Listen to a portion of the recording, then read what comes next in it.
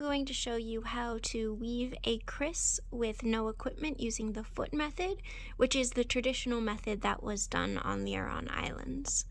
Here you can see a picture of a woman doing it. So I am going to do just a small one as an example that's going to be both thin and small to make like a bracelet. And here's what I do. I draw out the pattern first, and I normally draw it out using letter abbreviations of the colors, and then I draw it out in colors. And one row is going to be the heddled yarn, and one row is going to be unheddled. And it's really important when you're drawing it that you draw the rows offset, because that mimics the structure of the weave. And the ones I've all seen are symmetrical, so I draw a center line and I'll draw half of it and then I'll draw the other half, just mirroring it. And then the next thing you need is heddle strings. You need the same number of heddle strings as is on one row, and that's because you only heddle half of the yarn. And mine are 18 inches long, which I think is going to be a good length.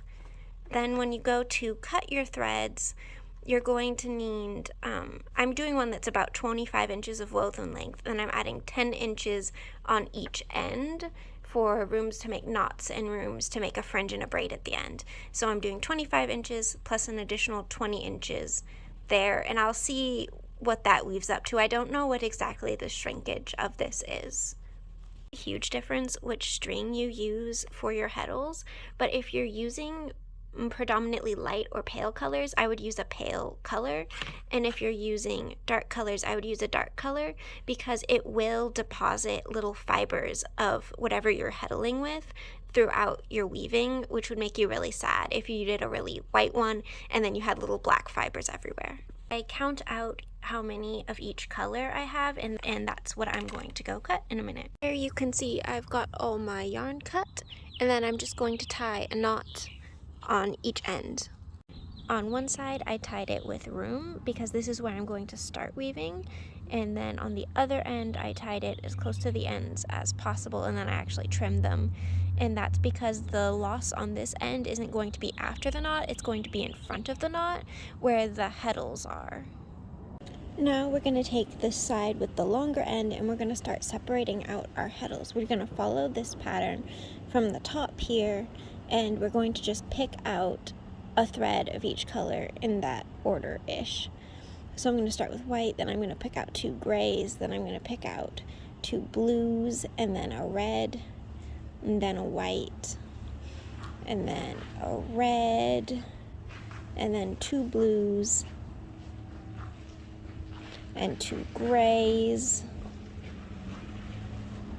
and another white, so that then what I have in my hand matches the top row there.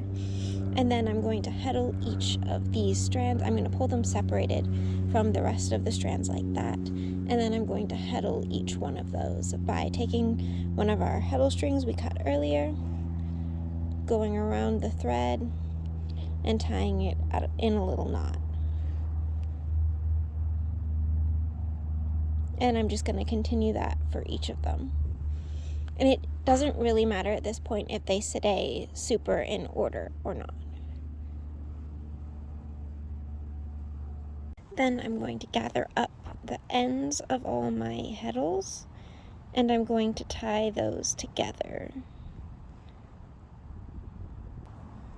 Then I'm attaching them by, I'm just going to tie this little string around my little heddle bundle, but you can also tie them together in a big knot if your heddles are long enough. Mine are a little short for that.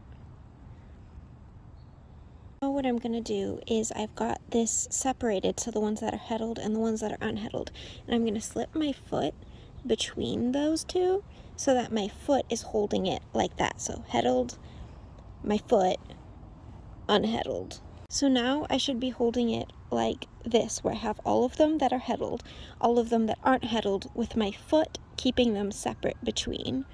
And then I'm going to switch hands like this, and then I'm going to start picking out my unheddled threads and bringing them to the top. And I'm going to be following the diagram here. So the diagram I have has one white heddled, So I'm going to hold that, and I'm going to hold it with the lower fingers of my left hand like this. Then I'm holding the other heddles in here, so this makes a space between them. And I'm going to reach with my top fingers of my left hand and pick out a white, which is the first yarn in the unheddled section. So I'm holding it like that,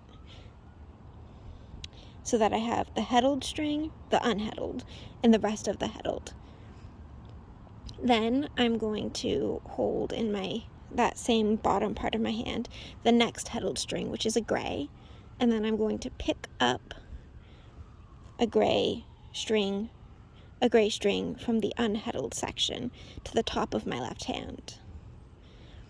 And I'm going to keep doing that, following the pattern, where I take one gray heddled, pass it over to the bottom of my left hand, then I reach between the heddleds and pick up another gray from the unheddled to the top part of my left hand, so it looks like this.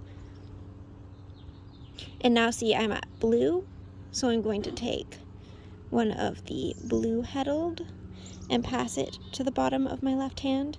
Then I'm going to pick up a blue here to the top of my left hand. And I'm going to keep doing that to complete the pattern.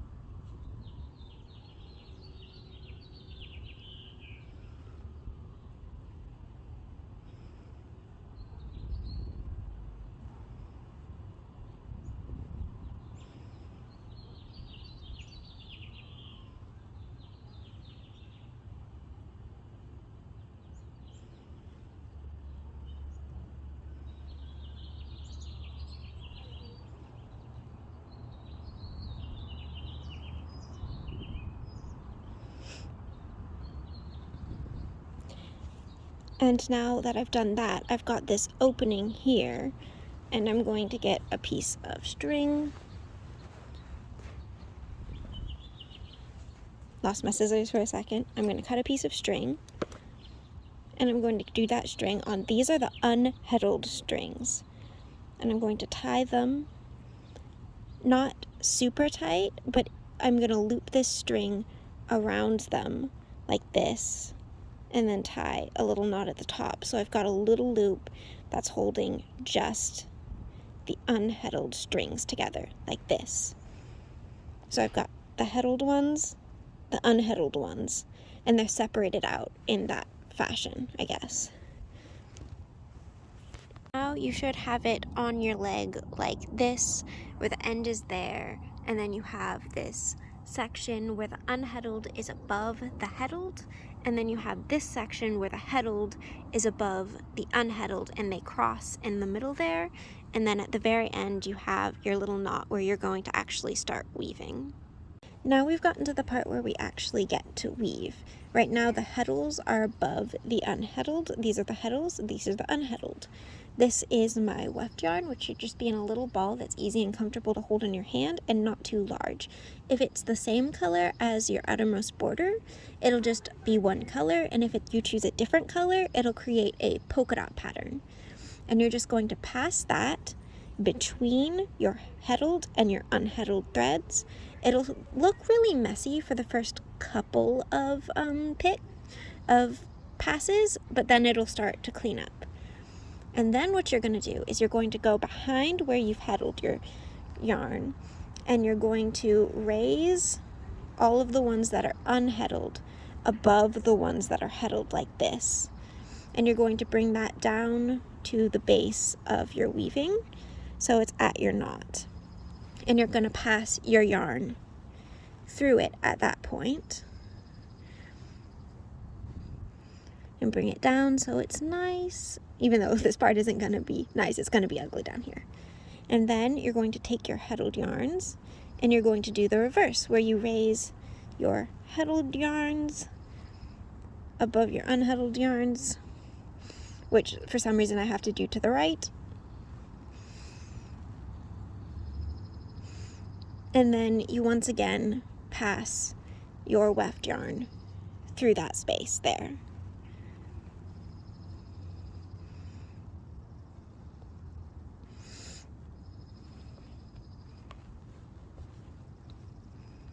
Then we keep doing that. Here I'm raising the unheddled.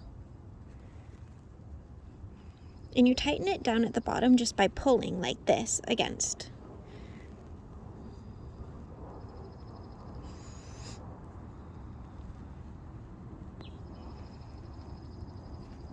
And then you, every time, pass your weft thread through the space after every reversal.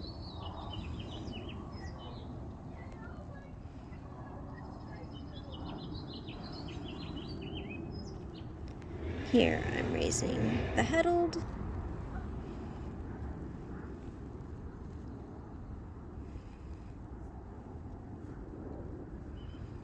And that's pretty much it. You just keep doing that until you've reached the length and you've woven the whole thing.